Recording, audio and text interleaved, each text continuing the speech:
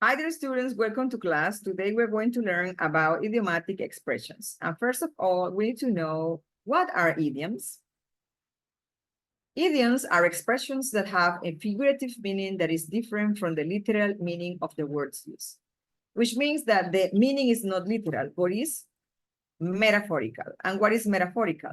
It means that it has a different content from what we think.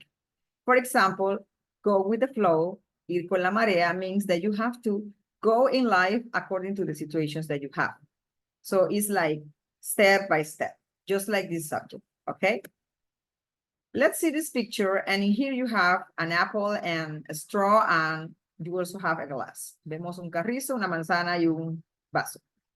This is called, in English, that's the last straw.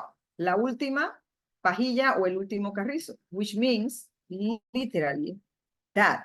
But in fact, it means the limit of your tolerance. Metaphorically speaking, it means el límite de tu tolerancia. So I'm not going to say, oh, I have the limit of my tolerance. No, I can say that's the last straw. Es la última pajilla, which means that I am fed up. Estoy muy cansada de la situación. We also have this one, which is break a leg, which, as you see, the person broke the leg. But in fact, it doesn't mean that you break a leg. It means good luck.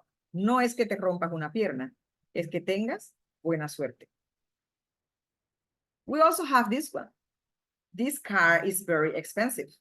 So when you want to say that something is very expensive, you're going to say, it costs an arm and a leg. Me cuesta una pierna y un brazo. Because we know that these are irreplaceable. If we lose an arm, we don't have money to put it back. Or even if we have money, it won't be the same.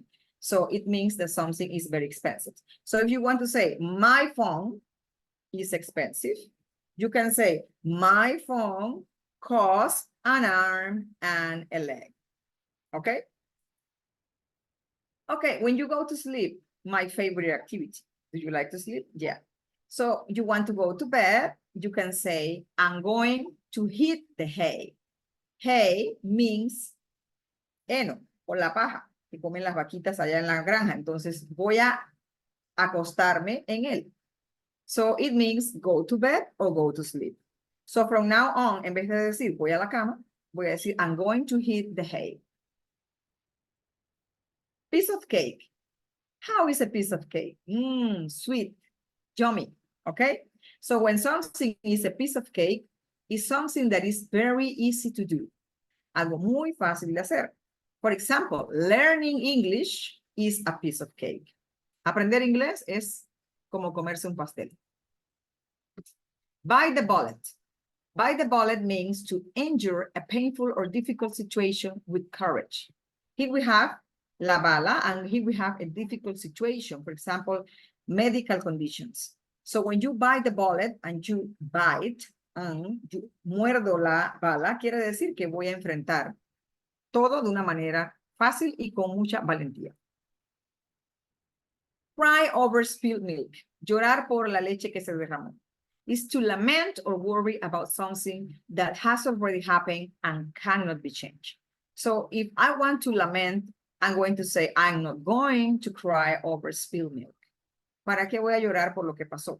Ya tengo que seguir por lo que viene. Kick the bucket.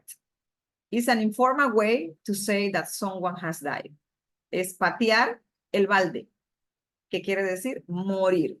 Cuando alguien muere, digo, oh, fulanito pateó el balde. It means kick the bucket, because it's very informal, because it's an idiom. And we see that here we have the context of the metaphor. When you kick the bucket, pateé el balde means that I'm going to rest forever. And I died. Burn the midnight oil, which means that you work late. Quemar el aceite hasta la medianoche. It means that you are very hardworking. Soy una persona trabajadora and I work late. For example, the doctors. Doctors burn the midnight oil. This one, when you want to reveal a secret. So you let the cat out of the bag. okay? You're going to let the cat out of the bag. Sacar el gato de la bolsa. It means sacar las palabras del secreto. This is very common in Panama, okay? It's raining cats and dogs. It is a way to describe a very heavy rain. Of course, there are not going to be cats and dogs falling, right? But it's a way to describe when it's raining.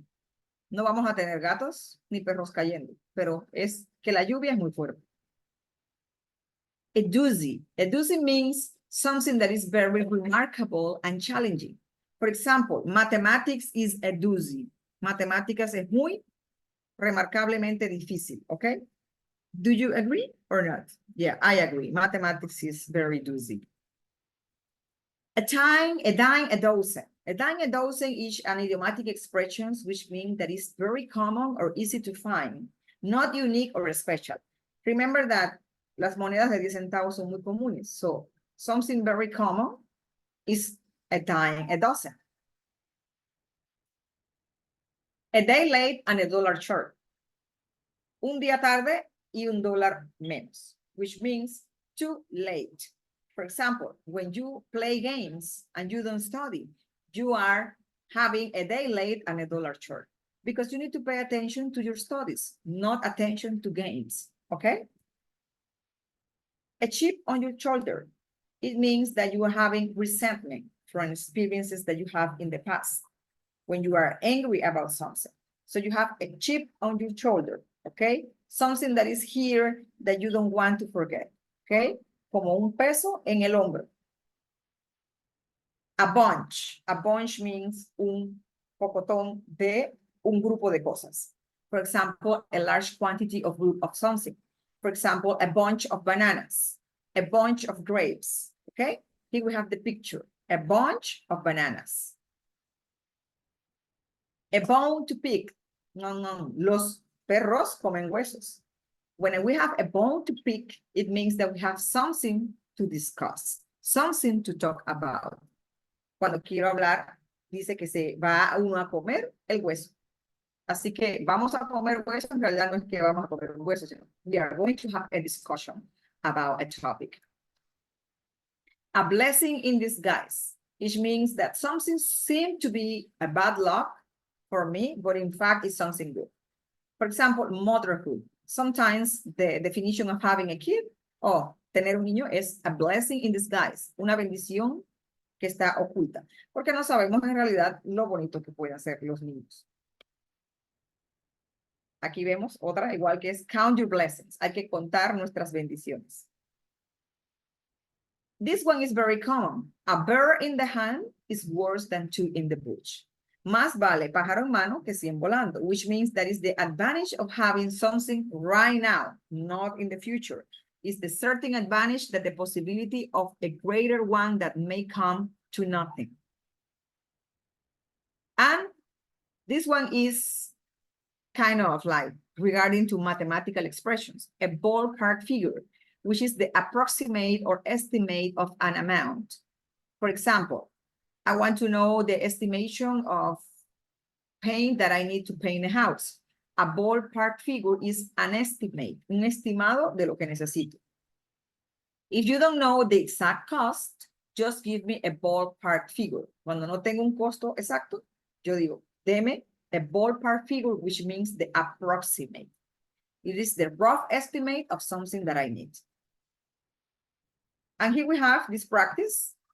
What are the idioms that you find here? We have a baker's dozen, which is the number 13. Sabemos que la docena de un panadero es 12, pero baker's dozen means el número 3. A ballpark figure means the estimate. And count your blessings means what? A blessing in disguise. So we have the answers, a baker's dozen, a ballpark figure, and a blessing in disguise. Thank you very much. I hope that you like this lesson. Bye-bye. Listo.